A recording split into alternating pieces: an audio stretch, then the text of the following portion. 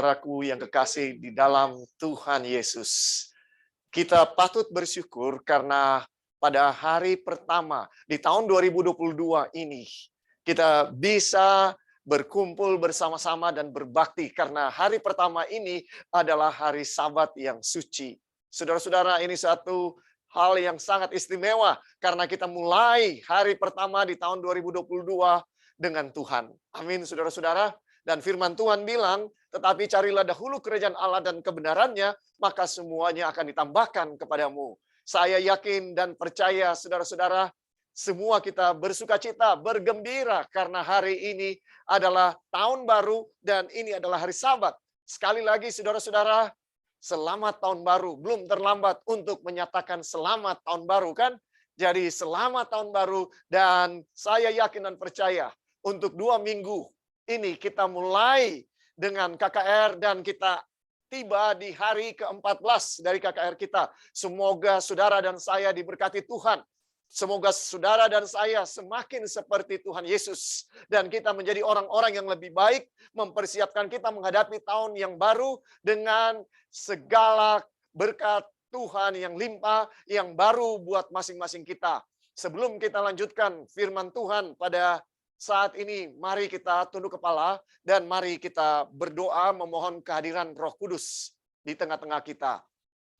Ya Tuhan Allah yang bertakhta di dalam kerajaan surga, segala puji dan syukur kami kembalikan ke hadirat-Mu saja. Oleh karena kesempatan untuk berbakti beribadah yang Engkau berikan kepada kami saat ini. Kami menuntut janji Tuhan, jika kamu yang jahat tahu memberikan pemberian yang baik kepada anak-anak-Mu, apalagi Bapa-Mu di surga, Ia akan memberikan Roh Kudus kepada mereka yang meminta kepadanya. Saat ini kami meminta agar Roh Kudus menjadi bagian kami ya Tuhan, agar benih kebenaran yang ditaburkan tidak akan lalu begitu saja, tapi boleh bertumbuh, jatuh di tanah yang subur, dan menghasilkan buah yang banyak. Terima kasih Tuhan. Di dalam nama Tuhan Yesus kami sudah berdoa dan mengucap syukur.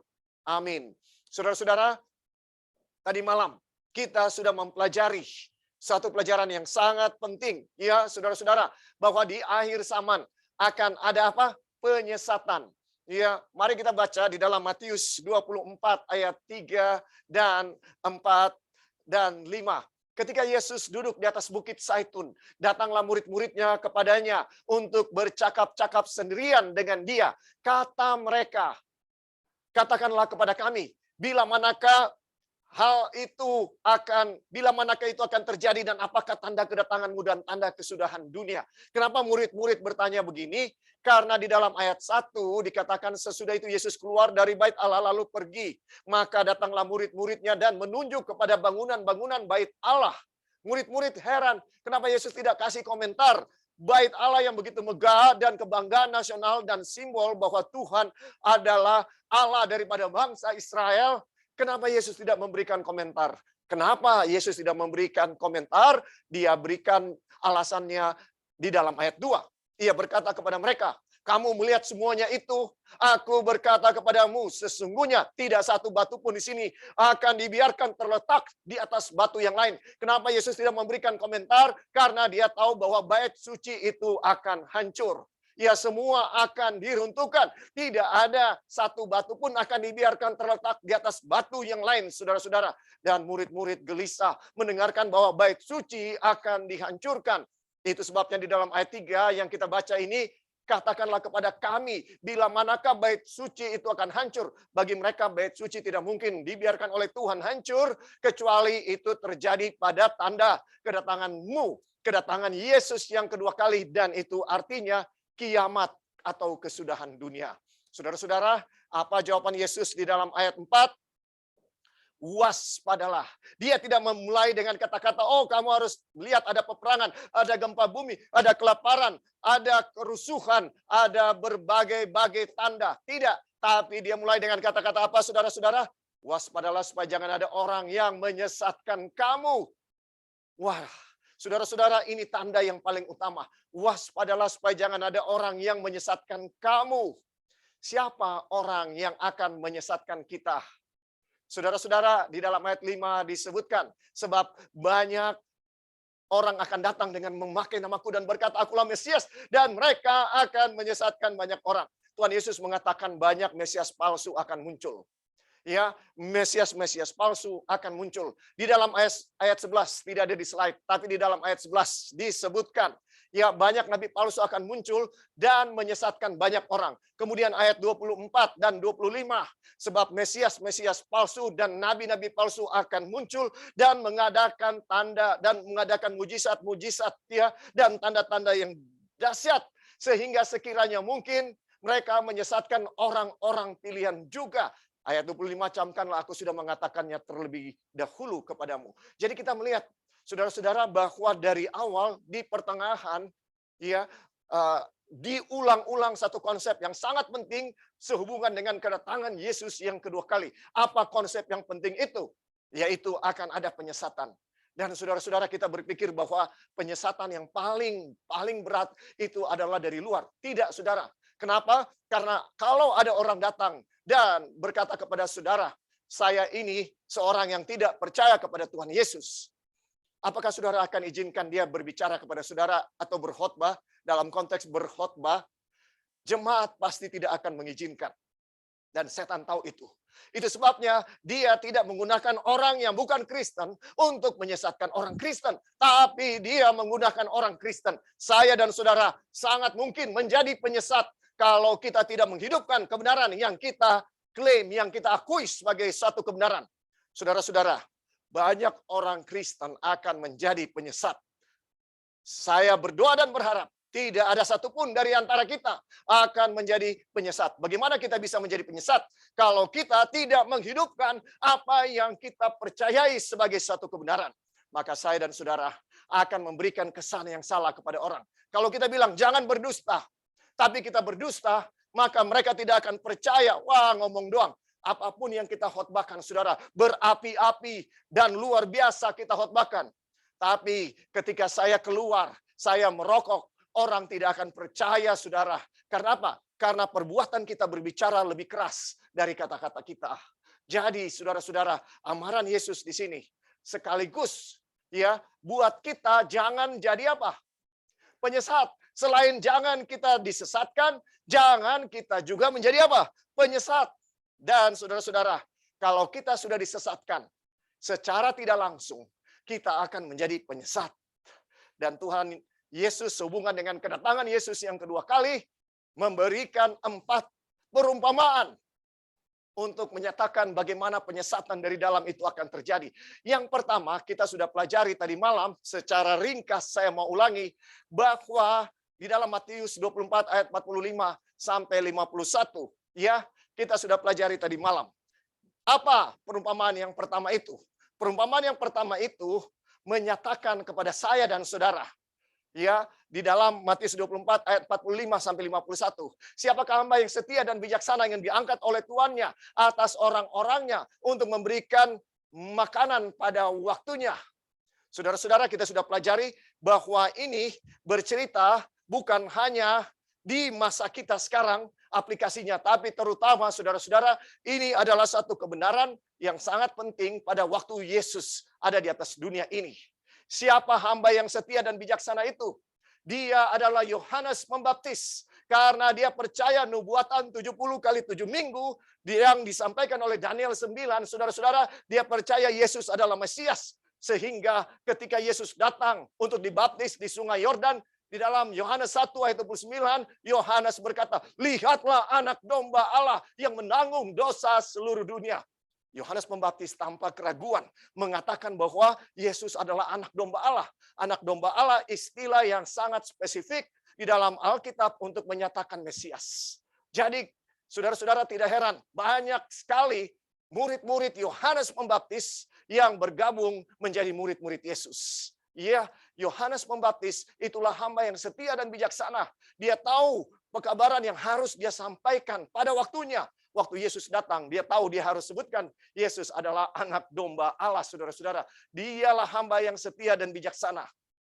Tetapi, saudara-saudara, banyak umat Tuhan, bangsa Israel yang percaya Alkitab, yang punya Alkitab, yang menunggu beribu-ribu tahun kedatangan Mesias. Sejak diumumkan di dalam Kejadian 3 ayat 15, mereka menunggu kedatangan Mesias, Sang Juru Selamat itu.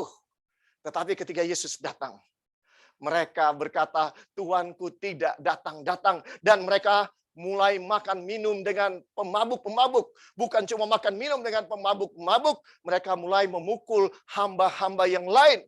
Saudara-saudara, apa yang menjadi sebab mereka tidak bisa melihat kedatangan Yesus? Tadi malam kita sudah pelajari karena mereka tidak percaya dengan isi Alkitab, dengan nubuatan yang ada di dalam Alkitab. Kenapa mereka menolak Yesus? Karena mereka sudah menolak isi Alkitab. Jangan anggap remeh, saudara-saudara, kalau kita tidak melakukan apa yang diberitakan di dalam Alkitab. Jangan kita anggap itu sepele. Saudara-saudara, kenapa saya mau memberikan contoh? Kenapa orang Saduki itu tidak bisa menerima Yesus sebagai juru selamat? Karena mereka tidak percaya dengan kebangkitan. Sedangkan Yesus mengajarkan tentang kebangkitan. Saudara-saudara, ada banyak ajaran duniawi yang masuk kepada umat-umat Israel pada waktu Yesus datang pertama kali. Ini aplikasi yang sangat penting buat saya dan saudara di akhir zaman. Bahwa adakah di dalam kehidupan kita secara pribadi kebenaran-kebenaran Alkitab yang kita tidak percayai, yang kita selewengkan, yang kita tidak ikuti. Jangan kita berpikir, ini cuma masalah sepele. Karena Yesus bilang, setiap orang yang mendengar perkataanku ini dan melakukannya, ia sama dengan orang yang bijaksana yang mendirikan rumahnya di atas batu. Kemudian datanglah hujan, turunlah hujan, datanglah banjir, lalu angin melanda rumah itu. Tetapi rumah itu tidak rubuh sebab didirikan di atas batu. Saudara, ketika hujan badai datang nanti, masa kesukaran besar yang akan terjadi di depan kita akan tiba. Yang menentukan kita akan bertahan atau tidak adalah apakah kita punya iman dibangun di atas batu atau tidak. Apa artinya itu? Apakah saya dan saudara mengikuti dengan segenap hati setiap ajaran yang disampaikan di dalam firman Tuhan? Itu sangat menentukan. Setiap orang yang mendengar perkataanku ini dan tidak melakukannya, ia sama dengan orang yang bodoh yang mendirikan rumah di atas pasir. Kemudian turunlah hujan, datanglah banjir, lalu angin melanda rumah itu. Sehingga rubuhlah rumah itu dan hebatlah kerusakannya. Saudara-saudara, kalau kita tidak bangun iman kita, praktek kehidupan kita sehari-hari berdasarkan firman Tuhan, kita tinggal tunggu waktu untuk rubuh. Dan itu yang terjadi dengan orang Israel, umat-umat Tuhan. Itu sebabnya tahun 70, Yerusalem dihancurkan, bait suci itu diratakan dengan tanah. Jadi apa penyesatan pertama? Di dalam perumpamaan Tuhan Yesus, yang pertama, hamba yang setia dan bijaksana. Penyesatan yang pertama adalah Tuanku tidak datang-datang. Saudara, kalau kita menunggu kedatangan Yesus yang sudah lama disampaikan, dan suatu saat kita bilang, Tuhan masih lama mau datang. Tuhan tidak akan segera datang. Saudara-saudara, itu karena apa? Karena kita tidak mengasihi Yesus. Karena kalau kita mengasihi Yesus, kita mau dia segera datang karena kita sangat rindu, sangat kangen dengan dia. Saudara, penyesatan yang pertama, jangan kita pikir bahwa Yesus masih lama akan datang. Kita akan berakhir seperti orang Israel waktu Yesus datang pertama kali. Kemudian, saudara-saudara, hamba yang percaya kepada Yesus. Banyak orang yang percaya kepada Yesus karena dia mengadakan mujizat-mujizat yang luar biasa dan mereka mau menjadikan dia raja. Itu sebabnya waktu dalam kehidupannya pada menjelang kematiannya, dia masuk ke Yerusalem. Mereka mengatakan Hosana bagi anak Daud. Artinya mereka mau Yesus segera dinyatakan sebagai raja. Tapi ketika Yesus tidak dinyatakan sebagai raja, saudara-saudara, orang-orang yang sudah percaya kepada Yesus ini, ketika Yesus tidak dinyatakan sebagai raja, orang-orang ini kecewa. Apakah kita pernah kecewa ketika sesuatu yang kita inginkan, kita doakan, kita puasakan berbulan-bulan, terus tidak tercapai, kita marah, kita kecewa? Banyak orang yang meninggalkan Yesus ketika Yesus tidak menyatakan dirinya sebagai raja. Mereka nanti-nantikan. Dan ketika Yesus tidak menyatakan diri sebagai raja, mereka mundur. Ini adalah perumpamaan yang kedua, yaitu 5 gadis yang bijaksana dan 5 gadis yang bodoh. 5 gadis yang bijaksana Ketika Yesus tidak menyatakan diri sebagai raja, mereka tetap siap. Kenapa? Karena mereka punya minyak yang lebih. Sedangkan 5 gadis yang bodoh tidak punya minyak yang lebih. Waktu Yesus tidak menyatakan dirinya sebagai raja, mereka mundur. Dan itu yang digambarkan di dalam perumpamaan itu. Mereka punya sama-sama Alkitab. Mereka punya sama-sama minyak. Mereka punya pelita. Pelita melambangkan Alkitab. Kemudian minyak melambangkan Roh Kudus. Mereka punya sama-sama. Dan mereka semua adalah umat-umat yang percaya kepada Yesus. Yang mereka menantikan kedatangan Yesus. Saudara-saudara, sebagian orang ketika Yesus tidak menyatakan diri sebagai raja, mundur. Bahkan murid-murid tertidur, mundur, kecewa. Saudara-saudara, tidak siap. Waktu Yesus disalibkan, mereka tidak siap. Itu bukan yang mereka harapkan. Tetapi saudara-saudara, mereka akhirnya mengerti. Walaupun tidak mudah bagi mereka untuk mengerti, akhirnya sesudah mengalami kekecewaan yang besar itu, mereka akhirnya bisa menerima Yesus sebagai juru selamat pribadi mereka. Saudara-saudara, ini pelajaran yang sangat-sangat penting buat kita. Ya, kemudian ada pintu kasihan yang tertutup. Kita tahu sesudah Yesus naik ke surga, 3,5 tahun kemudian, Stefanus dibunuh, maka pintu kasihan tertutup bagi bangsa Israel sebagai umat Tuhan. Sekarang keselamatan terbuka bagi semua orang Kristen. Ya, saudara, itu perumpamaan yang kedua. Ini progresif, saudara-saudara. Walaupun memiliki aplikasi juga buat kita di akhir zaman, tapi ini progresif. Yang ketiga, saudara-saudara, ini sekarang kita masuk kepada zaman orang Kristen sekarang.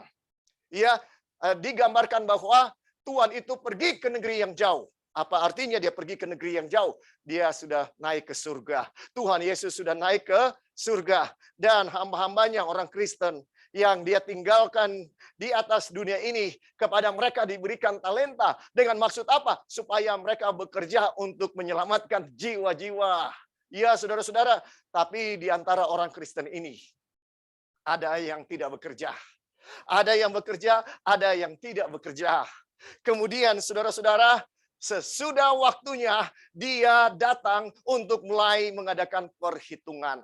Kapankah itu terjadi? Dia datang untuk memulai penghakiman, perhitungan ketika dia masuk ke bilik yang maha suci. Dia mulai mengadakan perhitungan. Saudara-saudara, apa yang kamu sudah lakukan? Apakah kamu menghasilkan talenta sebagaimana yang aku harapkan? Saudara, dengarkan.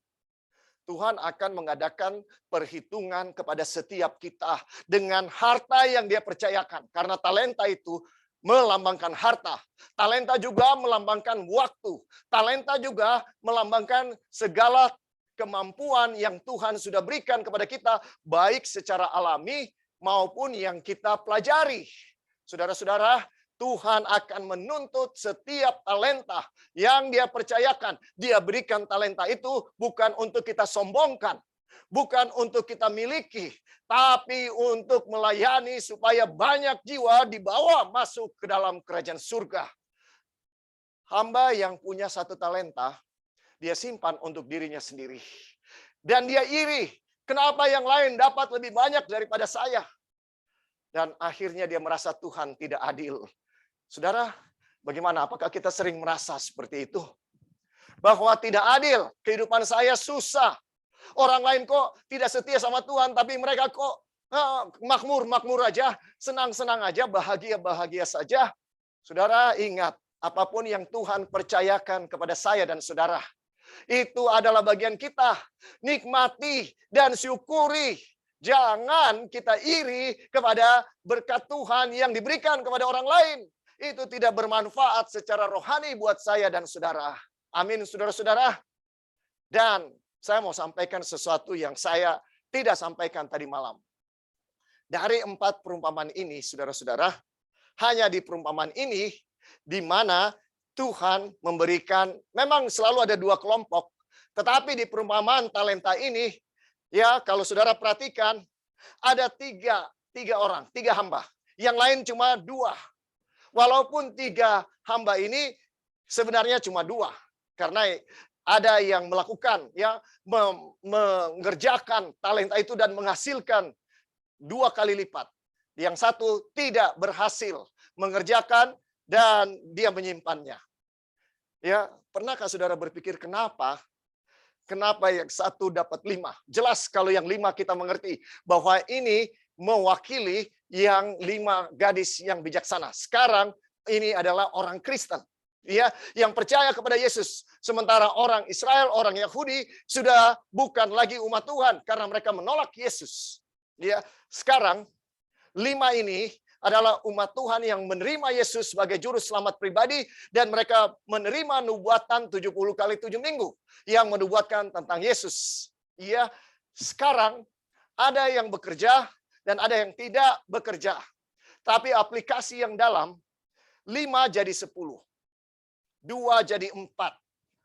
Saudara, apa yang kita ingat dengan 10 dan 4? Pernahkah saudara berpikir apa yang kita ingat dengan 10 dan 4?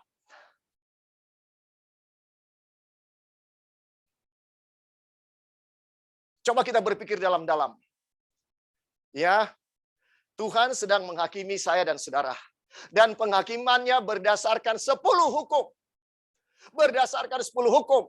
Dan di akhir zaman, khususnya ketika Yesus masuk ke bilik yang Maha Suci, dia ada di bilik yang Maha Suci, itu terjadi pada hari raya apa? Waktu Yesus di bilik yang Maha Suci, hanya 1 tahun 1 kali itu terjadi. Pada hari raya apa Yesus ada di bilik yang Maha Suci, saudara-saudara? Pada hari raya pendamaian, tanggal 10 bulan 7. Pada hari raya pendamaian. Pada hari raya pendamaian itu hari apa? Hari Sabat. Saudara dengarkan baik-baik. Ya, hari raya pendamaian itu juga disebut sebagai hari apa? Hari Sabat. Kenapa? Karena pada hari raya pendamaian itu suatu hari perhentian penuh. Nah, saudara dengarkan. Ya, 5 tambah 2 itu berapa? Karena ini hamba yang setia. 5 tambah 2 adalah 7. Betul? Sementara hamba yang menerima 1, dia hanya menerima 1. Saudara, ini juga menyatakan bahwa hari ke-7 adalah hari yang Tuhan akan hakimi. Hari Sabat itu hari ke-7. Sementara hamba yang lain di Kristen itu menyucikan hari pertama, hari Minggu. Saudara bisa lihat bahwa bukan kebetulan Tuhan taruh 5 dan 2 dan 1. Karena Tuhan mau mengatakan bahwa orang-orang Kristen yang sedang dihakimi oleh Tuhan sekarang ketika Yesus masuk ke bilik yang Maha Suci akan dihakimi berdasarkan 10 hukum dan khususnya di akhir zaman, yaitu mengenai isu yang utama adalah mengenai hari Sabat atau hari pertama. Hari ke-7 atau hari pertama. Nah, saudara mungkin berkata, wah saya bersyukur saya ada di golongan yang menyucikan hari Sabat. Tapi saya mau katakan saudara-saudara, bagi Tuhan bukan kita menyucikan hari ke-7 hari yang benar hari Sabat. Bukan itu saudara-saudara. Karena orang Farisi ahli Taurat waktu Yesus datang menyucikan hari Sabat yang benar. Tapi mereka tidak memiliki penyucian semangat yang benar. Mereka menyucikan Sabat untuk kepentingan diri, untuk kemuliaan diri. Saudara-saudara, kita harus menyucikan Sabat dengan benar. Dengan benar, bagaimana caranya menyucikan Sabat dengan benar? Kalau saudara dan saya mau menyucikan hari Sabat yang benar, kita harus mengerti kenapa Tuhan memberikan hari Sabat kepada saya dan saudara. Supaya kita habiskan waktu itu dengan Tuhan. Bukan kita habiskan untuk tidur sepanjang hari, saudara-saudara. Dengarkan Matius 24 ayat 20. Firman Tuhan berkata, ya, berdoalah supaya waktu kamu melarikan diri jangan jatuh pada musim dingin dan jangan pada hari Sabat. Saudara dengarkan, akan terjadi kebangunan rohani menjelang kedatangan Yesus yang kedua kali. Kenapa Tuhan belum datang? Karena penyucian hari Sabat kita belum sesuai dengan yang Tuhan kehendaki. Ya, dengarkan. Matius 24 ayat 20 mengatakan, iya, berdoalah supaya waktu kamu melarikan diri itu jangan jatuh pada musim dingin atau jangan pada hari apa? Hari Sabat. Kenapa? Itu artinya Tuhan mengharapkan umat-umat Tuhan, gereja Masih Advent hari ke-7 di akhir zaman. Di akhir zaman, mereka akan sangat menghormati Tuhan dengan dengan sangat luar biasa. Mereka akan berdoa supaya waktu mereka melarikan diri untuk menyelamatkan diri dari penganiaya mereka yang siap untuk menangkap dan membunuh mereka, mereka berdoa, jangan jatuh pada hari Sabat. Saya mau tanya saudara-saudara, ini serius atau tidak? Bagi saya ini sangat serius pekabarannya bagi Tuhan. Tuhan Yesus mengharapkan umat-umat Advent, orang-orang yang mengenal kebenaran di akhir zaman, mereka tidak rela melarikan diri untuk menyelamatkan keselamatan nyawa mereka, bahkan pada hari Sabat mereka tidak rela. Bagaimana dengan kita sekarang, saudara-saudara?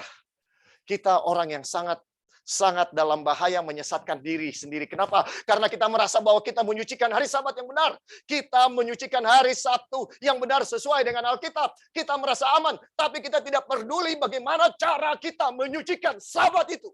Kita tidak peduli. Saya harus katakan ini, saudara-saudara, kita tidak peduli.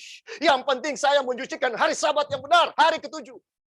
Sia-sia, saudara, kalau kita hanya menyucikan hari Sabat ke-7 yang benar, tapi cara menyucikannya bukan sesuai dengan kehendak Tuhan, tapi sesuai dengan kemauan kita sendiri.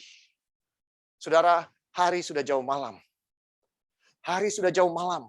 Kita harus berubah. Kita harus bertobat, saudara-saudara. Sering kita berkata omong kosong pada hari Sabat.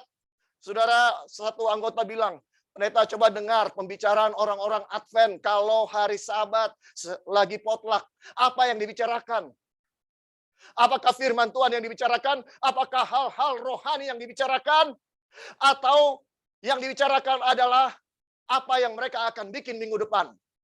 Bahkan di pengumuman hari Sabat adalah apa yang akan dibikin minggu depan. Saudara-saudara, dengan tidak langsung itu menyatakan bahwa pikiran kita bukan kepada Tuhan Yesus, bukan pada hal-hal yang berhubungan dengan kerohanian pada hari Sabat, tapi kepada segala sesuatu. Jadi apa bedanya hari Sabat buat kita dengan hari-hari yang lain? Saudara, ini suatu pekabaran yang sangat serius. Dan bukan saya yang katakan, Tuhan Yesus yang katakan. Ukuran bagi Tuhan Yesus adalah umat-umat Advent di akhir zaman akan tidak rela mau melarikan diri, menyelamatkan nyawanya.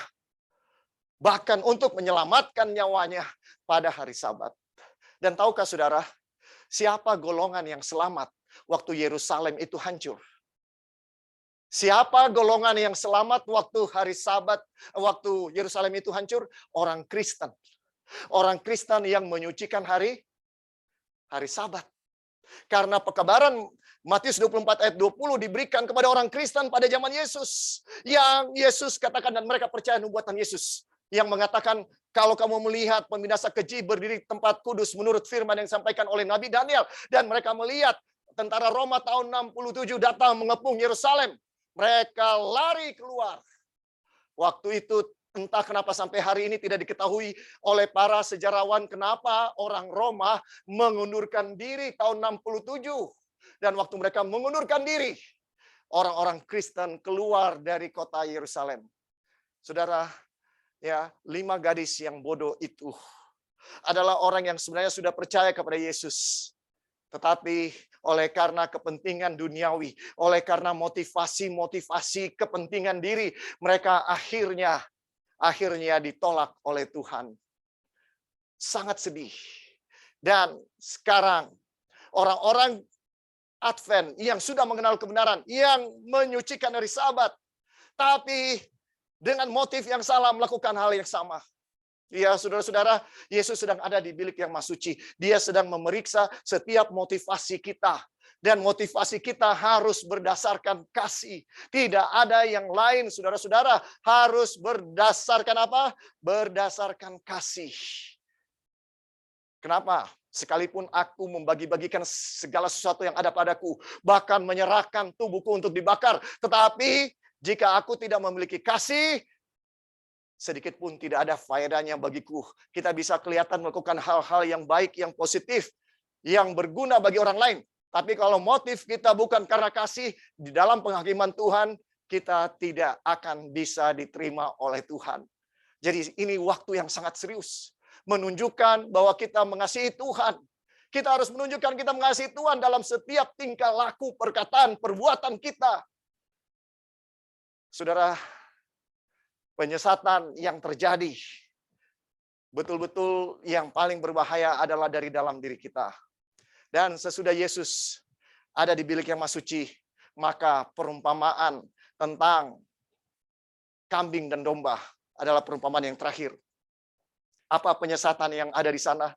Ini orang-orang Advent yang sudah bisa dibilang kenal kebenaran.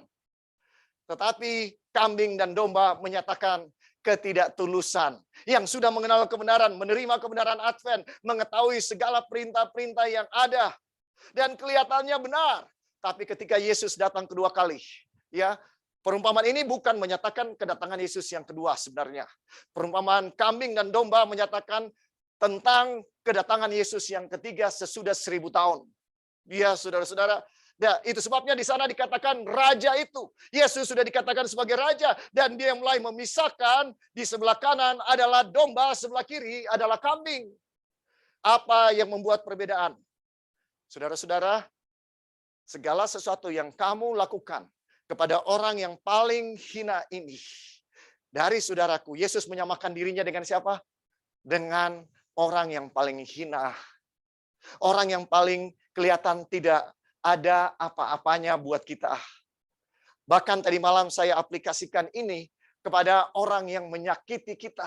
Yang paling menyakiti kita. Orang yang paling menyakiti kita, bagi kita itulah orang yang paling hina. Betul atau tidak, saudara-saudara?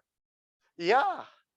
Seperti Ayub dihakimi oleh 4 sahabatnya ataupun Musa yang setiap hari dikomplain, yang setiap hari dia mendapatkan keluhan-keluhan dan setiap hari dipersalahkan oleh bangsa Israel. Tapi ketika Tuhan bilang, Musa, saya sudah mau binasakan mereka dan kamu jadi umatku. Tapi Musa bilang, Tuhan, lebih baik engkau hapus namaku dari buku kehidupan daripada engkau menghapus atau membinasakan semua bangsa Israel. Waduh, saudara-saudara, saya nggak bisa bayangkan Musa ini luar biasa sekali. Luar biasa. Tiap hari dia dikomplain oleh orang-orang yang menyakiti dia. Musa tidak salah karena Tuhan yang angkat dia.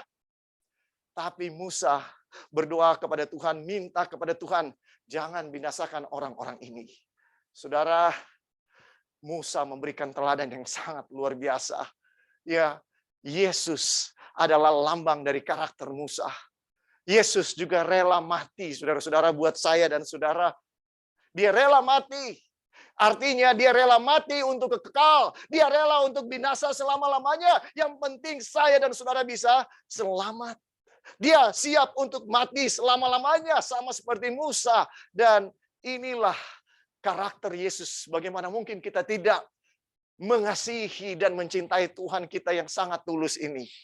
Saudara-saudara, kita harus memiliki karakter Yesus. Karena domba itu melambangkan Yesus, melambangkan karakter Yesus. Kambing itu melambangkan karakter yang lain. Saudara tahu, yang tidak mau menurut, yang tidak mau percaya, yang tidak mau mengasihi, itulah karakter yang lain. Dan itu yang akan membedakan perbedaan apakah kita selamat atau tidak. Apakah kita memiliki karakter Yesus atau tidak. Kita siap atau tidak adalah kalau kita memiliki karakter Yesus. Saudara-saudara, saya hanya mengulang, belum mulai khotbahnya. Dan sekarang kita akan mulai khotbahnya saat ini. Ya, semoga saudara mau mendengarkan terus firman Tuhan ini. Sekarang judul pembahasan kita adalah Ya, aku datang segera di dalam buku Wahyu. Saudara-saudara, saya nggak punya banyak waktu. Saya berharap saya punya banyak waktu untuk membahas buku Wahyu. Buku Wahyu sangat penting, tapi saya mau memberikan yang terpenting. Yang terpenting, kita sudah lihat bahwa buku Wahyu ini terdiri dari 3 bagian besar yang saya bisa bagikan. Ya, bahwa buku Wahyu harus dimengerti dari pemahaman bait suci juga. Ya, saudara-saudara. Di dalam Wahyu 1 beberapa malam yang lalu kita sudah melihat bahwa Yesus ada di bilik yang suci. Iya kan? Karena dia ada di 7 kaki dian. Dan itu sebabnya di dalam Wahyu 2 dan 3, 7 kaki dian ini saudara-saudara melambangkan 7 jemaat. Jadi kita tahu ada 7 jemaat mulai dari Efesus, Smyrna, Pergamus, Tiatira, ya, Sardis, Philadelphia, dan yang terakhir apa? Yang terakhir Laodikia. Ya, melambangkan sejarah umat Tuhan. Ya, melalui 7 jemaat. Kemudian, Saudara-saudara, yang berikutnya ada 7 meterai, ya, umat-umat Tuhan. Kalau kita tahu jemaat Laodikia, jemaat yang terakhir, Laodikia itu berarti umat yang dihakimi atau umat yang benar. Jadi bisa disimpulkan jemaat Laodikia adalah umat yang dihakimi sehingga mereka dinyatakan benar. Saudara-saudara, jemaat Laodikia jemaat yang paling parah dari semua 7 jemaat ini. Ya, kenapa? Karena mereka merasa diri kaya, merasa diri tidak membutuhkan apa-apa, dan tidak kekurangan apa-apa. Padahal Tuhan bilang apa? Mereka melarat, malang, miskin, buta, dan telanjang. Ya, orang Kristen merasa kaya, merasa diberkati oleh Tuhan, dan kekayaan jadi dasar untuk menilai bahwa berkat Tuhan begitu limpah dalam kehidupan mereka. Dan ini penyesatan juga, saudara-saudara. Sehingga mereka merasa diri aman. Kalau kita merasa diri aman secara rohani, kita berada dalam bahaya yang sangat besar, saudara-saudara. Kita tidak mau lagi lapar dan haus akan kebenaran. Kita tidak merasa miskin di hadapan Allah. Dan itu adalah keadaan yang dimiliki oleh umat-umat Tuhan pada zaman Yesus datang pertama kali. Dan kita sedang mengalami masa yang sama sekarang. Kemudian, saudara-saudara, yang kedua, 7 besar yang kedua. 7 besar yang pertama adalah 7 jemaat. 7 besar yang kedua adalah 7 meterai. Umat-umat Allah ini harus dimeteraikan supaya mereka siap memasuki peperangan yang terakhir yang disebut sebagai peperangan Armageddon. Ya. Kemudian saudara-saudara, sesudah mereka dimeteraikan, mereka akan siap berperang dan kita memasuki 7 sangkakala. Ya, kita ada di sangkakala yang keberapa sekarang? Di sangkakala yang ke-7, saudara. Saya nggak punya banyak waktu, tapi saudara boleh baca di dalam Wahyu pasal 11, mulai ayat 15, 16, 17, 18. Itu berbicara mengenai sangkakala yang ke-7. Iya, Wahyu 11 ayat 15 sampai 18, bahkan ayat 19 berbicara mengenai sangkakala ke-7. Jadi kita sekarang ada di mana? Di sangkakala yang ke-7. Ya, saudara-saudara, saudara masih ingat cerita orang Israel keluar dari tanah Mesir dan mereka siap untuk memasuki tanah Kanaan? Ya, tentunya saudara masih ingat, ya. Kemudian mereka harus menaklukkan satu kota yang namanya Yeriko. Bagaimana orang Israel menaklukkan kota Yeriko? Setiap hari mereka harus kelilingi kota Yeriko dan tiup trompet. Iya kan? Setiap hari satu kali. Kemudian pada hari ke-7, berarti itu pada hari apa kalau hari ke-7, saudara-saudara? Hari Sabat. Itu terjadi hari Sabat. Berapa kali mereka harus kelilingi kota Yeriko untuk tiup trompet? Berapa kali pada hari Sabat? 7 kali, saudara-saudara. 7 kali. Dan ketika pada kali yang ke-7 mereka mengitari kota Yeriko, runtuhlah tembok kota Yeriko. Saudara-saudara, sangkakala menyatakan persiapan untuk peperangan.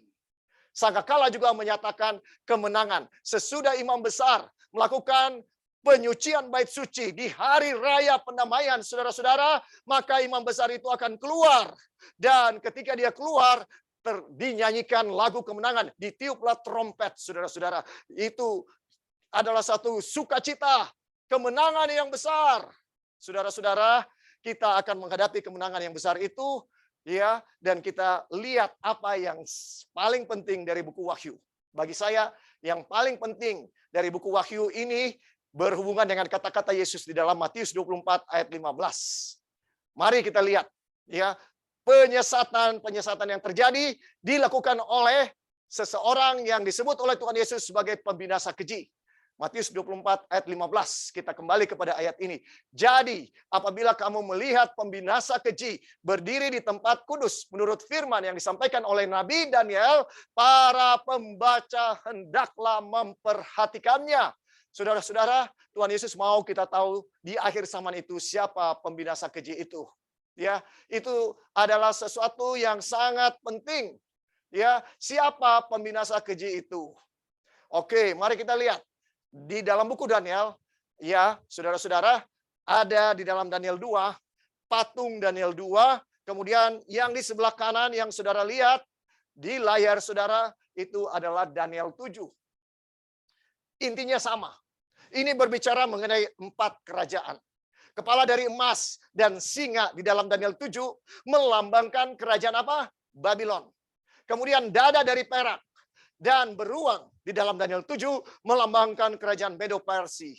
Kemudian perut dan paha dari tembaga, juga macan tutul berkepala 4 dan bersayap, ya, melambangkan kerajaan Yunani.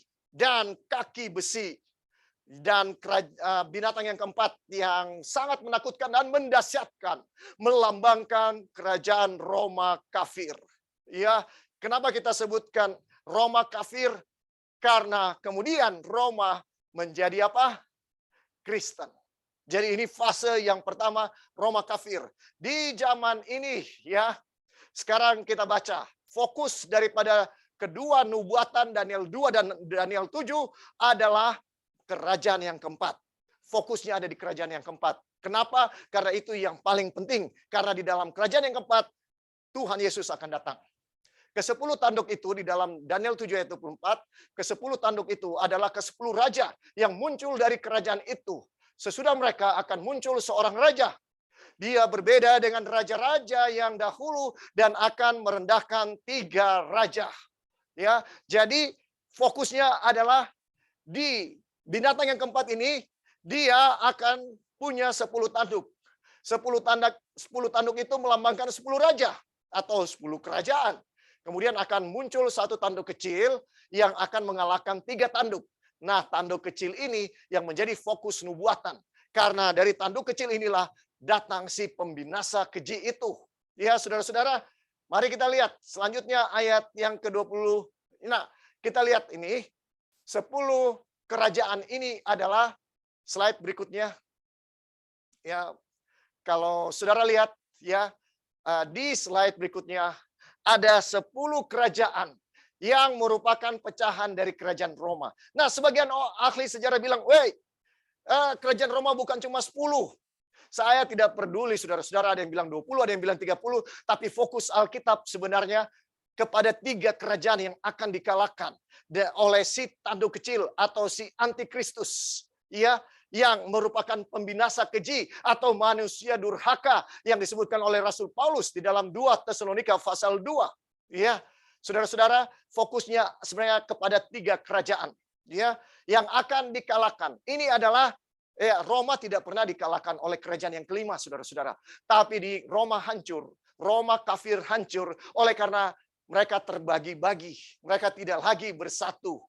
Dan mereka terbagi-bagi menjadi banyak kerajaan. Tapi Alkitab berfokus khususnya kepada 3. Nah, saudara bisa lihat bahwa kerajaan-kerajaan ini sekarang masih ada. Ada 7 kerajaan. Sisa dari kerajaan Roma. Tetapi ada 3 kerajaan yang sudah nggak ada lagi sekarang. Yaitu Heruli, Vandals, dan Ostrogoth. Kenapa? Karena mereka sudah dikalahkan oleh tanduk kecil.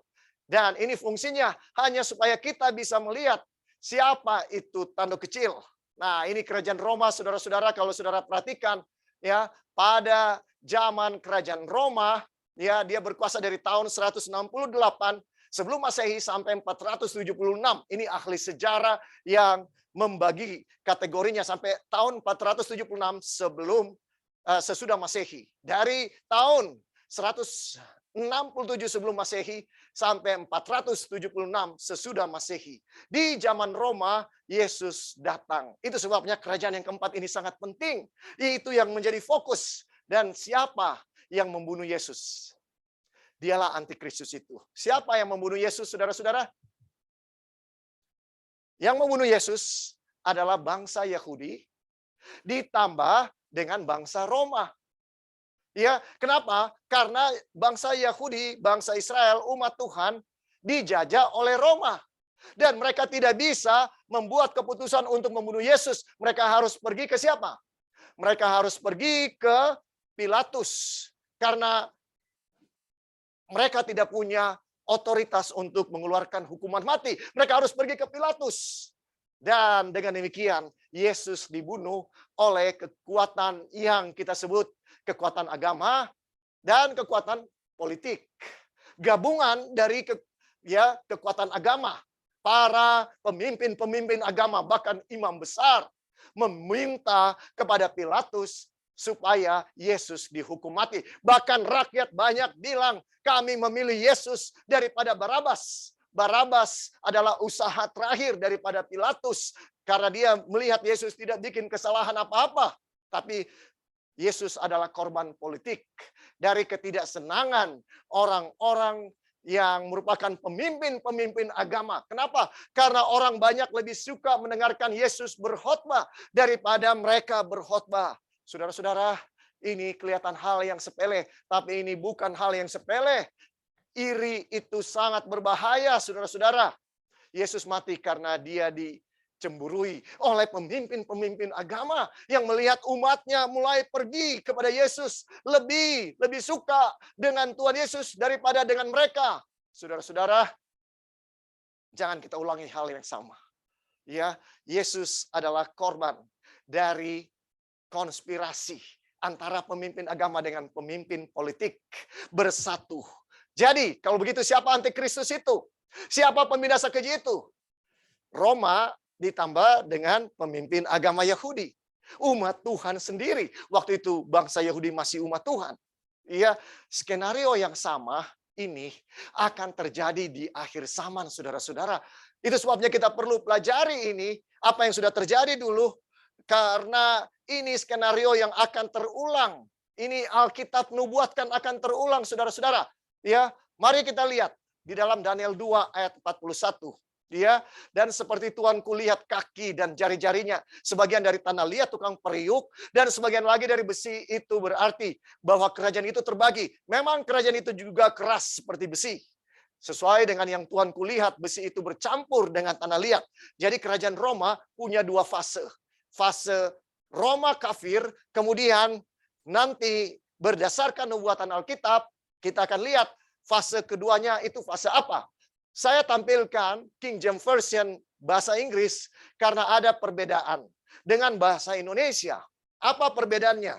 Di dalam bahasa Inggris, saudara-saudara, kalau saudara perhatikan, ya, ada satu kata miry clay di akhir daripada ayat itu yang tidak diterjemahkan dalam bahasa Indonesia, hanya diterjemahkan tanah liat. Tapi sebenarnya ada kata miry. Miry itu apa artinya? Lumpur. Ya, jadi di sini kita lihat bahwa tanah liat tukang periuk, waktu dia bergabung dengan besi, pada akhirnya dia menjadi lumpur rawa. Ya, menjadi tanah liat lumpur rawa. Saudara-saudara, apa artinya, aplikasinya buat kita? Ya, besi melambangkan kekuatan politik daripada Roma. Sementara tanah liat, mari kita lihat apa artinya tanah liat. Slide berikutnya. Ya, tetapi sekarang ya Tuhan, di dalam Yesaya 64 ayat 8. Tapi sekarang ya Tuhan, Engkaulah Bapa kami, kamilah tanah liat, dan Engkaulah yang membentuk kami, dan kami sekalian adalah buatan tanganmu. Ya, saudara-saudara, apa itu tanah liat? Melambangkan apa di dalam Alkitab? Tanah liat melambangkan umat Tuhan. Ya, ketika umat Tuhan, ya, agama bergabung dengan politik, ya, maka yang terjadi adalah kehancuran atau menjadi lumpur rawa. Di dalam Mazmur 40 ayat 3, kata lumpur rawa ini, miry clay, diterjemahkan lumpur rawa. Ia mengangkat aku dari lubang kebinasaan, dari lumpur rawa. Ia menempatkan kakiku di atas bukit batu, menetapkan langkahku. Saudara-saudara, apa yang sangat penting di sini? Yang penting di sini adalah bahwa besi campur tanah liat menubuatkan gabungan antara agama dan negara di kerajaan yang keempat itu. Dan Yesus mati sesuai dengan nubuatan ini. Umat Tuhan menggunakan politik untuk menyalibkan Yesus. Gereja menguasai politik dan Yesus disalib. Pengkhotbah 1 ayat 9 mengatakan apa yang pernah ada akan ada lagi. Apa yang pernah dibuat akan dibuat lagi. Tak ada sesuatu yang baru di bawah matahari. Di dalam buku Wahyu ini sangat penting untuk kita ketahui. Apa yang sudah pernah ada akan ada lagi. Apa yang pernah dibuat akan dibuat lagi. Tak ada sesuatu yang baru di bawah matahari. Saudara-saudara, Yesus adalah korban gabungan agama dan negara. Ya, dan agama yang berpolitik. Sekarang Daniel 7 ayat 25. Mari kita lihat untuk mengetahui siapa itu secara khusus tanduk kecil itu. Ya, atau pembinasa keji yang Yesus sebutkan di buku Wahyu ini dibicarakan dengan rinci, saudara-saudara. Ia akan mengucapkan perkataan yang menentang yang maha tinggi dan akan menganiaya orang-orang kudus milik yang maha tinggi. Ia berusaha untuk mengubah waktu dan hukum dan mereka akan diserahkan ke dalam tangannya selama 1 masa dan 2 masa dan setengah masa. Saya sudah singgung sedikit di beberapa malam sebelumnya, tapi saya mau perinci sekarang, saudara-saudara. Ya, saat ini saya mau perinci. Ada 3 hal. 3 hal yang disebutkan di sini. Ia mengucapkan perkataan yang menentang yang maha tinggi. Si tanduk kecil atau si pembinasa keji ini mengucapkan perkataan yang menentang yang maha tinggi. Dia menentang Tuhan dan menganiaya orang-orang kudus milik yang maha tinggi. Bahkan dia membunuh Yesus, saudara-saudara. Ya, dia membunuh Yesus. Dan dia berusaha untuk mengubah waktu dan hukum. Ini 3 hal. Dan umat-umat Tuhan akan diserahkan ke dalam tangannya selama 1 masa, 2 masa, dan setengah masa. Artinya mereka akan mengalami penganiayaan selama 3,5 tahun. Ya, saudara, kita lihat di sini, ya, di slide berikutnya ini, Yesus Kristus disalibkan kembali oleh apa? Oleh antikristus, gabungan antara agama dan negara. Dan Yesus menjadi pusat perhatian daripada sejarah. Ya, tahun yang kita hitung sekarang berdasarkan tahun kelahiran Yesus. Ya, juga Yesus adalah tema daripada nubuatan. Nah, sekarang kita lihat bagaimana ya hukum Tuhan dirubah. Ini dari Convert Catechism dari Gereja Roma Katolik. Ya, secara jujur mereka mengatakan hal berikut ini. Ya, sehubungan dengan bagaimana hukum Tuhan dirubah oleh yang disebutkan sebagai tanduk kecil dalam Daniel 7 ayat 25. Pertanyaan, question, pertanyaan. Hukum yang kedua, apakah hukum yang kedua itu? Jawaban. Hukum yang kedua adalah jangan menyebut nama Tuhan Allahmu dengan sembarangan. Saya mau tanya saudara, apakah hukum kedua jangan menyebut nama Tuhan Allahmu dengan sembarangan? Tentu saja tidak. Kita tahu hukum kedua jangan membuat bagimu patung. Ya, jadi hukum kedua dihilangkan oleh gereja. Ya, saudara-saudara, dihilangkan. Untuk ribuan tahun lamanya tidak ada hukum kedua. Selanjutnya, saudara-saudara, ya, kita tahu di 10 hukum bahwa hukum kedua jangan membuat bagimu patung yang menyerupai apapun. Slide berikutnya, ya. Pertanyaan, hari apakah hari Sabat itu? Gereja Roma Katolik berkata, Sabtu adalah hari Sabat. Jadi terlepas dari argumen dari semua orang Protestan, ya, bahwa hari pertama itu hari Sabat, saudara, Gereja Roma Katolik yang jauh sudah ada sebelum Gereja Protestan muncul mengatakan hari Sabat itu adalah hari apa? Sabtu. Terima kasih untuk kejujuran mereka. Mengatakan bahwa hari ke-7 itu adalah hari Sabat, adalah hari apa? Hari Sabtu. Saudara-saudara, ya, kita lihat pertanyaan berikutnya. Kenapa kita menyucikan hari Minggu gantinya hari Sabtu? Ya, kalau memang hari Sabtu itu hari ke-7, hari Sabat, kenapa kita menyucikan hari yang lain? Karena jawaban, karena Gereja Roma Katolik telah memindahkan kekudusan hari Sabtu kepada hari Minggu. Saudara, ini diakui. Ya, diakui dengan nyata bahwa Gereja Roma Katolik telah memindahkan kekudusan hari Sabat, hari Sabtu kepada hari Minggu. Jelas. Kenapa begitu banyak? Ya, 2,5 miliar orang Kristen dan Katolik di atas dunia ini. Saudara-saudara, tidak menyucikan hari Sabat sesuai dengan Alkitab. Bukankah ini yang dinubuatkan oleh Tuhan? Akan ada tanduk kecil kekuasaan yang berusaha untuk mengubah waktu dan hukum. Bukankah ini yang dinubuatkan oleh Tuhan Yesus? Waspadalah supaya jangan ada orang yang menyesatkan kamu.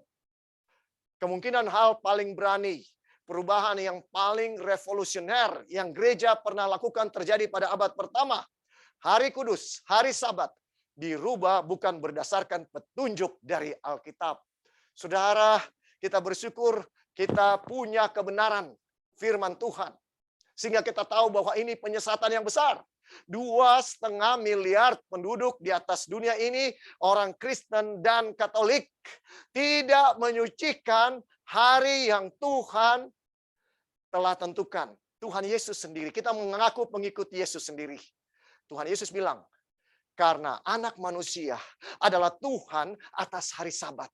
Saudara-saudara, kalau Tuhan Yesus berbakti pada hari Sabat, kalau murid-murid berbakti pada hari Sabat, kalau rasul-rasul berbakti pada hari Sabat, kalau nabi-nabi di Perjanjian Lama, Perjanjian Baru berbakti pada hari Sabat, mengapa kita orang Kristen tidak berbakti pada hari Sabat? Ini suatu pertanyaan yang perlu kita pikirkan. Apakah nubuatan Yesus ini yang digenapi di dalam Daniel maupun di dalam Matius 24 bahwa akan ada penyesatan? Waspadalah dengan segala penyesatan supaya jangan ada orang yang menyesatkan kamu. Saudara, bangun dan mari kita berdasarkan kepada firman Tuhan. Jadi apa yang terjadi saudara-saudara di sini? Ya, hukum keempat diganti dari hari Sabat kepada hari Minggu. Oh, maaf, saya belum baca slide. Boleh mundur satu kali. Tapi dari otoritas gereja itu sendiri. Jadi perubahan hari Sabat kepada hari Minggu dari otoritas gereja itu sendiri. Orang yang berpikir Alkitab harus menjadi satu-satunya otoritas secara logis, harus menjadi seorang anggota gereja Masehi Advent hari ke-7 dan menguduskan hari Sabat. Saudara, ini yang katakan adalah orang gereja Katolik sendiri. Di dalam Saint Catherine Catholic Church Sentinel, Mei 21 tahun 1995. Ya, jadi apa yang dilakukan oleh tanduk kecil itu? Ya, mereka merubah hari Sabat kepada hari Minggu dan menghilangkan hukum kedua. Saudara, seperti saya katakan, dari 10 hukum, ya semuanya penting. Tetapi ada 2 hukum yang Tuhan berikan perinciannya sangat detail. Betul atau tidak, saudara? Hukum mana itu? Hukum kedua dan hukum keempat. Dan 2 hukum ini justru yang dihilangkan ataupun dirubah. Saudara-saudara, ya, semoga kita buka mata. Semoga kita bisa melihat ini penyesatan yang sudah dinubuatkan di dalam Alkitab, ya. Saudara-saudara, kemudian mereka akan dianiaya. Umat-umat Tuhan itu akan dianiaya selama 3,5 tahun. 3,5 masa. Itu artinya 3,5 tahun. Dan 3,5 tahun itu kita sudah pelajari tadi malam sama dengan 1.260 hari. Atau karena nubuatan 1 hari sama dengan 1 tahun, itu menjadi 1.260 tahun. Ya, kenapa begitu? Karena di dalam kalender Alkitab, ya, satu tahun itu 360 hari, bukan 365. Jadi kalau 3,5 tahun, maka kita dapat di 1.260 hari. Atau 1.260 tahun. Karena 1 hari dalam nubuatan adalah sama dengan 1 tahun. Ya, saudara-saudara. Jadi, ya, dinubuatkan tanduk kecil itu akan berkuasa selama 1.260 tahun. Lama sekali, ya. Selanjutnya, slide berikutnya. Ya, saudara-saudara. Kita lihat. Apakah ini digenapi? Digenapi dengan sangat luar biasa. Ya, yang source berikut ini yang saya akan baca ditulis oleh sejarawan Kristen, bukan Advent, sejarawan Kristen, E.G. Mackenzie, Catholic Church halaman 14. Dia mengatakan begini, tahun 538 Masehi adalah tahun kejatuhan Ostrogot. Ingat Ostrogot tadi, Heruli, Vandal, dan Ostrogot. Kerajaan yang ketiga yang akan dikalahkan oleh tanduk kecil dari sisa-sisa kerajaan Roma Barat. Dan sesudah kejatuhan 3 kerajaan Arian, bahwa Paus di Roma menjadi individu satu-satunya yang terpenting di Barat. Ya, berikutnya.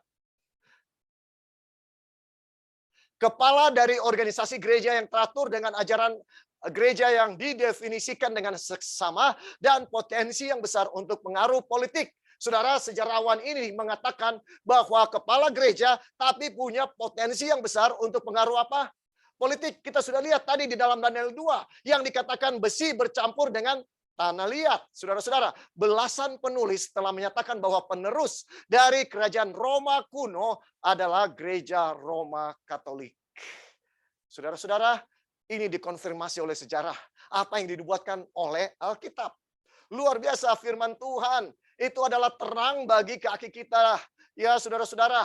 Dan dia adalah pelita bagi jalan kita. Mari kita lihat selanjutnya. Kekuasaan kepausan menjadi begitu berkuasa di dunia Kristen tahun 538 oleh karena surat dari Kaisar Justinian yang dikenal sebagai surat perintah Justinian yang mengangkat Kardinal Roma menjadi kepala segala gereja. Ya, surat ini yang dikeluarkan oleh Kaisar Justinian itu menjadi dasar.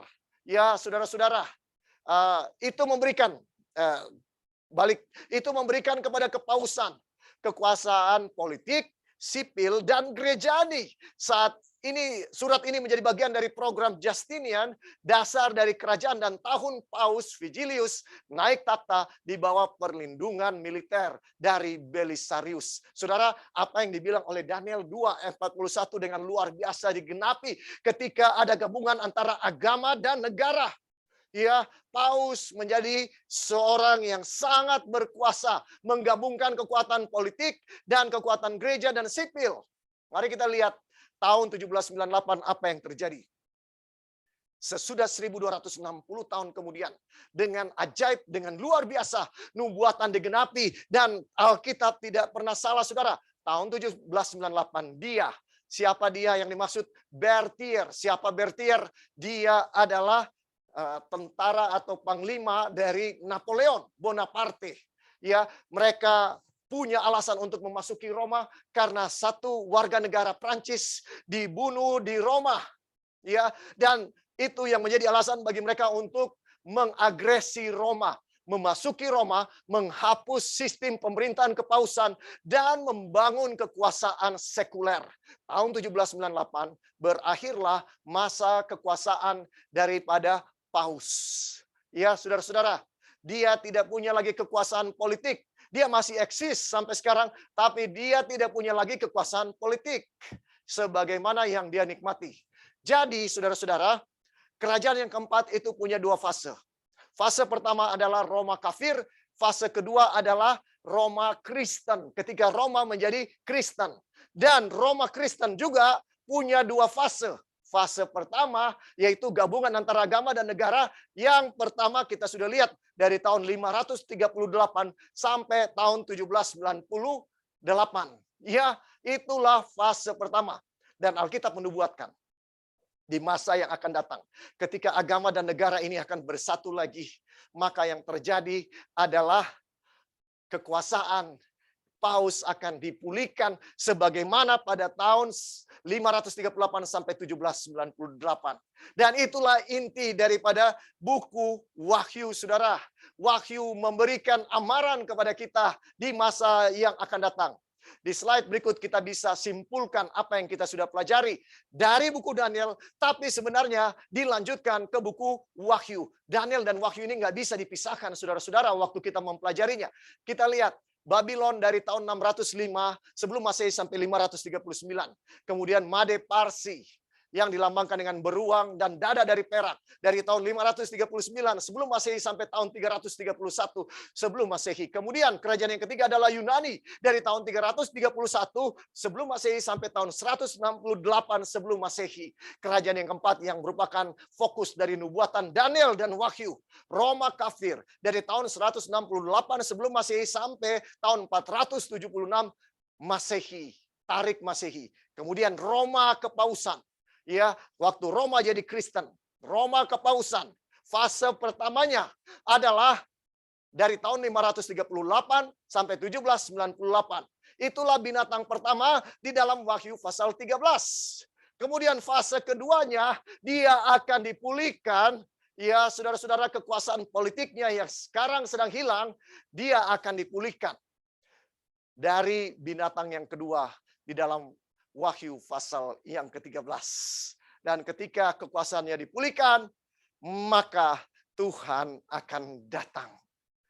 Saudara-saudara, apakah kekuasaan daripada kepausan sedang menuju kepada pemulihan sebagaimana pada 1260 tahun ketika dia berkuasa, saudara harus percaya bahwa ini sedang digenapi. Karena Tuhan punya nubuatan tidak pernah salah. Apa yang Tuhan bilang terjadi, apa skenario yang setan berikan sama dengan pada kedatangan Yesus yang pertama. Ya, saudara-saudara, mari kita lihat slide berikutnya. Ya, jadi saya harap ini jelas ya bahwa kita sekarang sangat dekat dengan kedatangan Tuhan. Mari kita buka Wahyu 13 saja. Wahyu 13 ayat 1-3. Lalu aku melihat seekor binatang keluar dari dalam laut, bertanduk 10 dan berkepala 7. Di atas tanduk-tanduknya terdapat 10 mahkota dan pada kepalanya tertulis nama-nama hujat. Saudara dengarkan, binatang melambangkan kerajaan di dalam Daniel 7 ayat 17. Ya, binatang melambangkan kerajaan ataupun kekuasaan. Ya, jadi kembali kita lihat gabungan antara agama dengan negara. Sedangkan nama-nama hujat itu adalah berhubungan dengan agama. Jadi binatang ini adalah gabungan antara agama dan negara, saudara-saudara, jelas dari awalnya. Kemudian saudara-saudara, ya berikutnya. Binatang yang kulihat itu serupa dengan macan tutul dan kakinya seperti kaki apa? Kaki singa, kaki beruang dan mulutnya seperti mulut singa. Dan naga itu memberikan kepadanya kekuatannya dan taktanya dan kekuasaannya yang besar. Saudara-saudara, binatang yang dilihat oleh Rasul Yohanes di dalam buku Wahyu itu binatang seperti apa? Macan tutul, tapi kakinya seperti kaki beruang dan mulutnya seperti mulut singa. Ini adalah gambaran binatang yang dibicarakan di dalam Daniel 7. Jadi ini adalah kekuasaan yang sama. Kalau di dalam Daniel 7 dibilang tanduk kecil, kalau di sini dibilang binatang yang keluar dari dalam laut atau binatang yang pertama. Jelas, saudara-saudara, tidak bisa dipisahkan. Untuk memahami Wahyu 13, kita sudah tahu di dalam Daniel pasal 7. Apa yang akan terjadi selanjutnya. Yang menarik di dalam ayat 3, maka tampaklah kepadaku satu dari kepala-kepalanya seperti kena luka yang membahayakan hidupnya. Tetapi luka yang membahayakan hidupnya itu sembuh. Dan saudara perhatikan kalimat berikut. Ini yang sangat penting. Seluruh dunia heran lalu mengikut binatang itu. Saudara, ada momen yang penting di sini. Ketika binatang ini sembuh luka parahnya, maka seluruh dunia heran lalu mengikut binatang ini. Pertanyaannya, kapan dia mengalami luka parah? Luka parahnya terjadi ketika Paus ditangkap tadi. Kita baru lihat tahun 1798. Kenapa Alkitab sangat menaruh perhatian yang penting di dalam tahun 1798? Karena itu adalah luka parah yang dialami oleh gereja Roma Katolik. Ketika Paus ditangkap oleh Jenderal Berthier, jenderal dari Napoleon. Ya, mereka mengalami luka parah. Luka parahnya maksudnya apa? Bahwa kekuasaan politiknya dicabut. Sekarang dia cuma ada kekuasaan gereja, tapi kekuasaan politik yang dia punya selama 1260 tahun sekarang dicabut. Saudara-saudara, tapi Alkitab menubuatkan, ketika luka parahnya sembuh, artinya dia akan punya lagi kekuatan politik, seluruh dunia heran lalu mengikut binatang itu. Artinya seluruh dunia akan disesatkan, saudara-saudara. Itu sebabnya Tuhan memanggil saya dan saudara untuk menyampaikan kebenaran ini. Kebenaran yang sangat indah. Inilah makanan yang harus diberikan pada waktunya. Saya dan saudara adalah hamba yang setia dan bijaksana. Saudara dengarkan. Dan mereka menyembah naga itu. Siapa mereka? Seluruh dunia yang heran kepada binatang itu. Dan mereka menyembah naga itu. Boleh balik kepada slide sebelumnya. Wahyu 13 ayat 4. Dan mereka menyembah naga itu. Kenapa? Karena ia memberikan kekuasaan kepada binatang itu. Jadi waktu seluruh dunia menyembah binatang yang pertama yang keluar dari dalam laut ini, mereka sebenarnya sedang menyembah siapa? Naga. Pertanyaannya saudara, siapa naga itu? Siapa naga itu? Dan mereka menyembah binatang itu sambil berkata, siapakah yang sama seperti binatang ini? Dan siapakah yang dapat berperang melawan dia? Saudara, ini menyatakan bahwa binatang ini mempunyai kekuatan militer nanti yang sangat luar biasa. Ketika luka parahnya sembuh, dia akan punya kekuatan militer yang tidak bisa dilawan oleh siapapun. Sekarang, seluruh dunia akan menyembah naga. Tentunya kita harus tahu siapa naga itu. Wahyu 12 ayat 9 memberitahukan kepada kita. Dan naga besar itu si ular tua yang disebut iblis atau setan yang menyesatkan seluruh dunia dilemparkan ke bawah. Ia dilemparkan ke bumi bersama-sama dengan malaikat-malaikatnya. Saudara, Alkitab menubuatkan bahwa seluruh dunia ketika binatang yang pertama luka parahnya sembuh, maka seluruh dunia akan menyembah setan. Saudara, ini penyesatan yang luar biasa yang dibukakan oleh Alkitab kepada saya dan saudara. Kita mengenal kebenaran ini karena Tuhan memiliki kasih karunia kepada kita. Sekarang pertanyaannya, bagaimana luka parahnya bisa sembuh? Dan aku melihat seekor binatang lain keluar dari dalam bumi dan bertanduk dua sama seperti anak domba. Dan ia berbicara seperti seekor naga. Rupanya ada binatang yang kedua yang membantu binatang pertama untuk memulihkan kekuatan politiknya yang hilang. Dan binatang ini seperti anak domba. Seperti anak domba artinya apa? Dia percaya kepada Tuhan Yesus karena anak domba adalah melambangkan Yesus. Dia sama seperti Yesus, tapi kalau dia berbicara, dia sama seperti setan. Saudara, apa maksudnya ini? Saudara pernah lihat orang yang kalau dilihat dari luar pakai jas rapi, bawa Alkitab, senyum, selamat sahabat. Kelihatannya seperti siapa?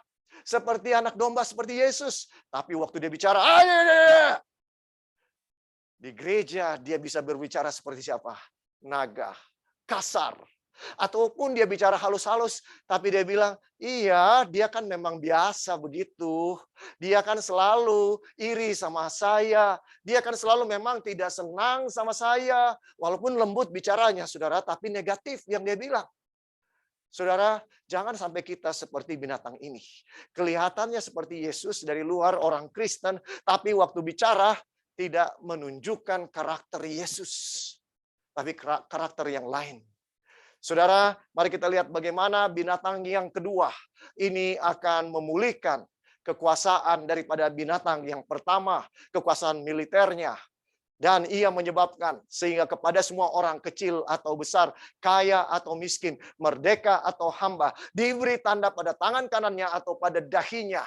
Saudara-saudara, Alkitab menubuatkan bahwa globalisasi akan terjadi dan ini buktinya.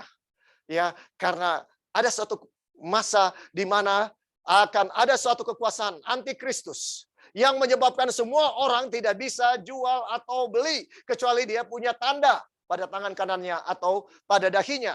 Slide berikutnya, ayat 17. Dan ia menyebabkan sehingga kepada semua orang kecil atau besar, kaya atau miskin, merdeka atau hamba diberi tanda pada tangan kanannya atau pada dahinya.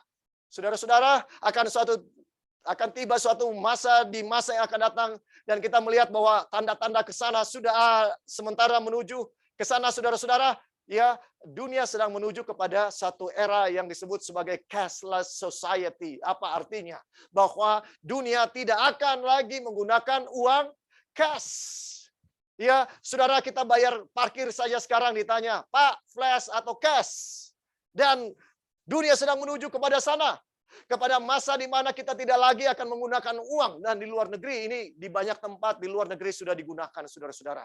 Tidak lagi pakai uang cash, itu pakai debit card atau credit card. Saudara, ini bukti bahwa dunia sedang menuju kepada kedatangan Yesus yang kedua kali. Beberapa puluh tahun yang lalu kita tidak tahu bagaimana ayat ini bisa digenapi. Tapi sekarang, saudara, kita tahu bahwa ayat ini bisa digenapi dengan luar biasa. Nah, apa agenda terakhir daripada setan di akhir zaman? Ia menyesatkan mereka yang diam di bumi dengan tanda-tanda yang telah diberikan kepadanya untuk dilakukannya di depan mata binatang itu. Dan ia menyuruh mereka yang diam di bumi supaya mereka mendirikan patung untuk menghormati binatang yang luka oleh pedang, namun yang tetap hidup itu. Diperintahkan untuk mendirikan suatu apa? Patung. Ayat berikutnya, ayat 15. Dan kepadanya diberikan kuasa untuk memberikan nyawa kepada patung itu. Sehingga patung binatang itu berbicara juga. Dan bertindak begitu rupa. Sehingga semua orang yang tidak menyembah patung binatang itu dibunuh. Saudara dengarkan, agenda terakhir setan di akhir zaman adalah mendirikan patung dan ketika patung itu didirikan, akan disuruh semua orang di seluruh dunia untuk menyembah patung itu. Dan siapa yang tidak menyembah patung itu akan dibunuh. Saudara, apa makna daripada patung ini? Lihat slide berikutnya. Ya, kita lihat di dalam Daniel 2 ada patung gabungan Babylon. Kenapa saya bilang patung gabungan Babylon? Ya, karena kalau Tuhan hanya mau memberikan info kepada kita bahwa sesudah Babylon, Media Persia, seharusnya Tuhan bisa memberikan suatu patung yang seluruhnya emas, kemudian datang patung yang seluruhnya perak, menghancurkan patung emas. Dan seterusnya, dan seterusnya. Tapi Tuhan memberikan patung gabungan, saudara-saudara, dengan satu maksud. Bahwa ada gabungan yang Tuhan mau kita mengerti dari patung-patung ini. Kita tahu bahwa kepala dari emas melambangkan Babylon. Ya, apa yang merupakan ciri khas utama? Tuhan mau kita tahu ciri khas daripada masing-masing ini. Dia kerajaan-kerajaan ini. Babylon punya ciri khas yang paling utama. Mereka penyembah berhala. Dan dari semua berhala mereka ada satu dewa yang namanya Marduk. Marduk adalah dewa paling utama dari Babylon. Saudara-saudara. Dan Marduk adalah dewa matahari. Iya, dewa matahari. Kemudian Made Parsi, kita masih ingat ciri khas utama dari Made Parsi. Hukumnya tidak bisa berubah. Iya kan? Waktu Daniel dijebak. Walaupun Raja Darius sadar bahwa ini jebakan kepada Daniel. Dia tidak bisa berbuat apa-apa. Dia harus memasukkan Daniel ke dalam lubang singa. Ya, Made Parsi terkenal dengan hukumnya yang tidak bisa berubah. Kemudian Yunani terkenal dengan filsafat-filsafatnya. Dan filsafat-filsafatnya ini bisa disimpulkan dengan kata-kata humanisme. Ya, apa itu humanisme? Segala sesuatu ilmu untuk kemajuan kesejahteraan dunia, kesejahteraan manusia. Bisa dikatakan segala sesuatu. Ya, saudara-saudara. Itulah yang dilambangkan atau merupakan karakteristik daripada Yunani. Dan binatang yang keluar dari dalam laut dalam Wahyu 13 digambarkan seperti macan tutul. Saudara-saudara, ya, penuh dengan filsafat dunia, filsafat untuk memajukan kesejahteraan manusia. Saudara, yang keempat, Roma. Jelas Roma menggambarkan kekuatan politiknya, kekuasaan penganiayanya, kekuasaan daripada agama dan negara. Saudara-saudara, ini adalah patung gabungan dari Babylon, ya, gabungan antara agama dan negara. Selanjutnya, ya, apa yang kita bisa pelajari dari sini? Agenda terakhir daripada setan. Ya, kita lihat binatang ini juga adalah binatang gabungan.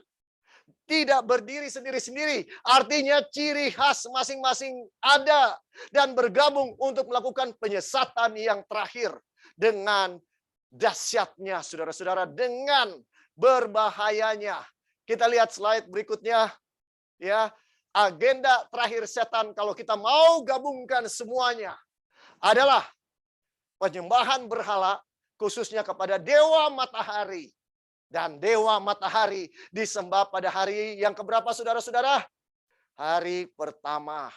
Hari pertama, hari Minggu. Itu sebabnya disebut Sunday. Hari matahari dalam bahasa Inggris. Ya, kerajaan Inggris adalah turunan dari kerajaan Roma, saudara-saudara. Salah satu dari sisa-sisa kerajaan Roma.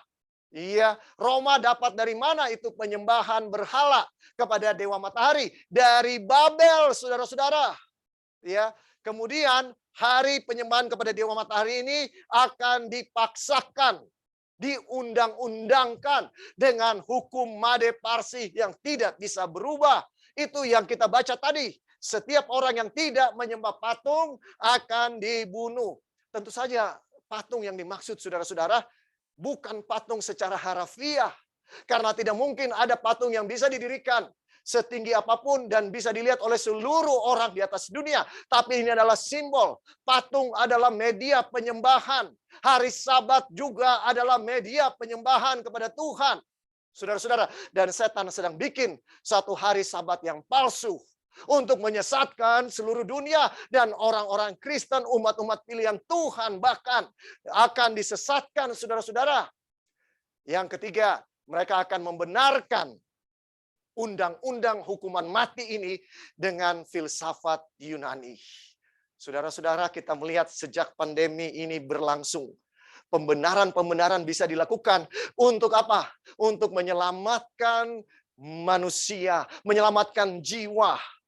Jadi, saudara-saudara, kita bisa yakin ini skenario sepertinya nggak masuk akal, tapi ini akan terjadi karena ini nubuatan firman Tuhan, bukan kata-kata manusia.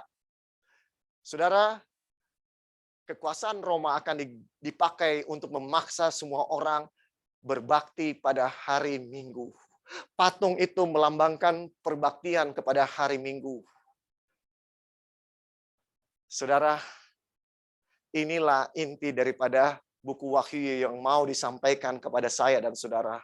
Masih banyak kebenaran yang indah di dalam buku Wahyu, tapi ini yang berhubungan dengan penyesatan pada akhir zaman. Saya mau kasih satu bukti cepat bahwa ini sedang terjadi. Saudara bisa lihat slide berikutnya. Ini slide yang terakhir, saudara. Ya, ini namanya World Alliance of Religion. Artinya, ya, persatuan agama-agama seluruh dunia. Dibentuk pertama kali pada tahun 2014 di Korea Selatan. Yang saya mau saudara perhatikan, saya nggak tahu apakah saudara bisa lihat di screen saudara logonya. Logonya. Ya, saudara-saudara, apa yang paling tinggi di logo itu? Yang paling atas, saudara-saudara, kalau pelangi kita bisa mengerti, berarti ini menyatakan keragaman. Ya, terus ada bulan sabit dan bintang. Terus yang di tengah saya nggak tahu pasti apa itu. Tetapi yang menjadi perhatian saya adalah di atas. Yang paling di atas itu apa, saudara-saudara? Matahari.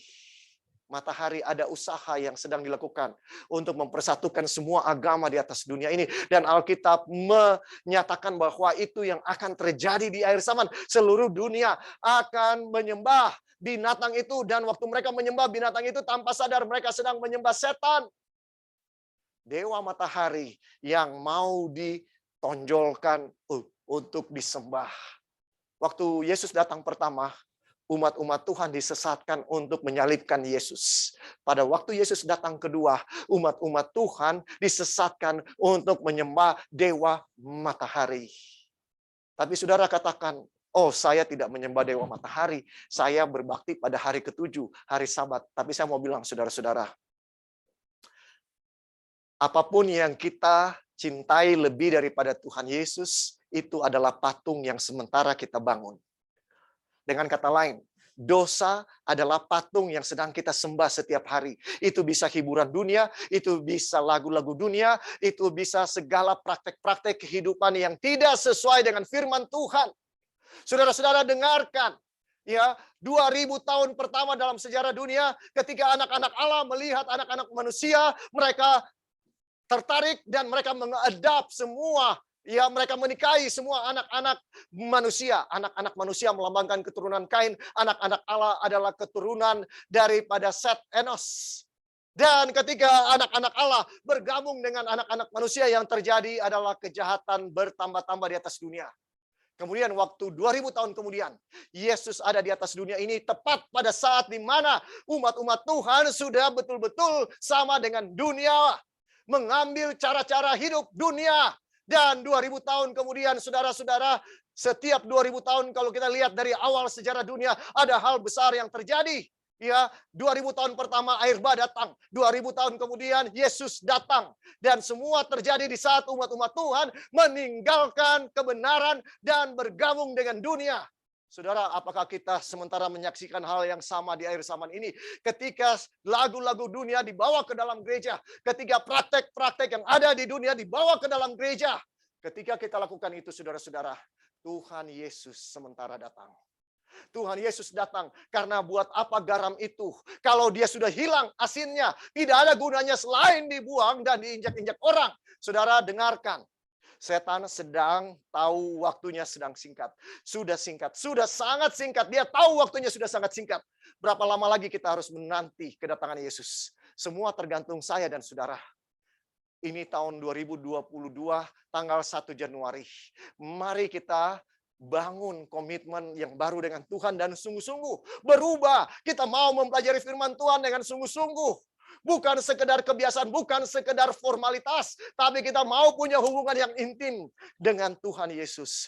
Mari saudara-saudara bawa semua kekurangan kita kepada Tuhan. Dan berdoa dengan segenap hati bahwa kita harus siap karena tidak lama lagi Yesus akan datang. Jangan kita menjadi hamba yang tidak setia dan tidak bijaksana karena kita sudah kenal semua kebenaran ini. Saudara-saudara, Tuhan mengasihi kita. Dan di awal dari tahun 2022 ini, Tuhan mau kita berubah. Berapa banyak dari saudara yang mau menyambut panggilan Tuhan ini? Saudara nggak perlu angkat tangan. Jawab dalam hati saudara sendiri. Berapa banyak dari kita mau berubah, mau sungguh-sungguh berbakti kepada Tuhan, walaupun hanya lewat Zoom. Mari kita sungguh-sungguh berbakti kepada Tuhan, saudara-saudara. Ya, mari saudara-saudara, waktunya semakin singkat. Ya, aku datang segera. Itu kata-kata Tuhan Yesus yang terakhir. Di dalam buku Wahyu 22, 3 kali dia ulangi. Ya, aku datang segera. Di dalam ayat 7, di dalam ayat 12, dan di dalam ayat 20. Ya, aku datang segera. Amin. Datanglah Tuhan Yesus. Kasih karunia Tuhan Yesus menyertai kamu sekalian. Amin. Mari kita tunduk kepala.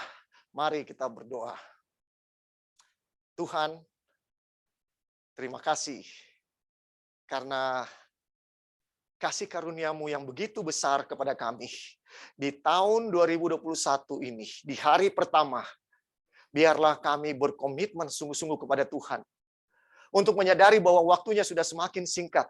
Tolong kami untuk menolak menyembah kepada berhala-berhala yang ada di dalam kehidupan kami, patung-patung yang kami dirikan, apakah itu dosa-dosa kesayangan kami, apakah itu keduniawian, apakah itu ketidakpercayaan, apakah itu semua dosa-dosa. Tuhan tahu pergumulan kami dengan diri kami sendiri. Jangan biarkan kami disesatkan oleh diri kami. Tapi Tuhan, biarlah kami memulai satu bagian kehidupan yang baru dengan Engkau. Dan biarlah kami tidak mau berkompromi dengan dosa. Biarlah setiap kebenaran firman Tuhan kami hidupkan hanya dengan kasih karunia-Mu saja. Biarlah kami menjadi orang Kristen yang lebih baik. Menjadi orang Advent yang lebih mengasihi kedatangan-Mu. Mengasihi Engkau. Dan biarlah kami mau menghabiskan waktu yang berkualitas dengan Engkau setiap hari. Lebih dari apapun, kami akan gunakan waktu dengan Engkau. Jangan biarkan kesibukan dunia, kesenangan dunia, mengalihkan kami daripada Engkau. Bapa, berkati semua yang mendengarkan firman Tuhan ini secara langsung maupun lewat rekaman nantinya.